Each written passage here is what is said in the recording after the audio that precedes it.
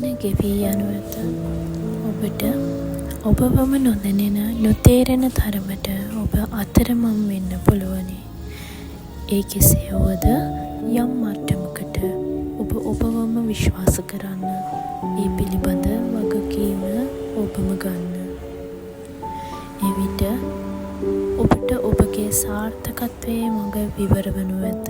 නිකසලව මියුරු අයුරින් ප්‍රඥාවේ ආයුධ තනා ඇති වග ඔබට අවසානයේ පසක් වනු ඇත.